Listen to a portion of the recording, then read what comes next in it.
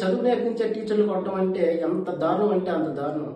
ఈరోజు కొంతమంది తల్లిదండ్రులు ఎలా ఉన్నారంటే టీచర్ విద్యార్థిని కొడితే స్కూల్కి వెళ్ళి టీచర్తో పాటు కొంతమంది వెళ్ళి టీచర్ ఇష్టం వచ్చినట్టు తిరుగుతున్నారు తప్ప విద్యార్థులు మాత్రం ఎవరు మందలించట్లేదు.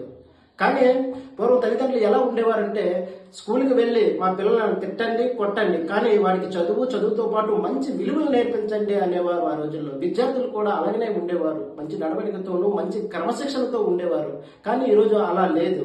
ఈరోజు 9, 10వ తరగతి చదివితే నాకు అంతా తెలుసు, నాకు సర్వస్వం తెలుసు, నాకు నేనే హీరో అనుకుంటున్నాను కానీ వాడు ఒక జీరో అని మాత్రం వాడికి అర్థం కావట్లేదు అసలు.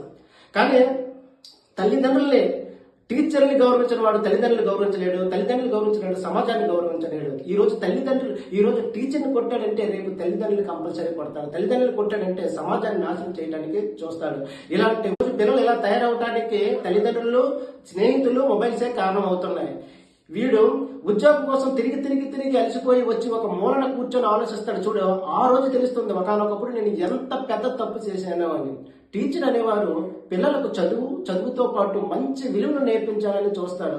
విలువలతో పాటు వారిని ఉన్న స్థితి నుంచి ఉన్నత స్థితికి తీసుకెళ్లాలని ఆలోచిస్తాడు. కొంతమంది మంచి టీచర్లు ఇంటికి వెళ్ళినా సరే పిల్లల కోసమే ఆలోచించే గొప్ప మంచి టీచర్లు ఉన్నారు.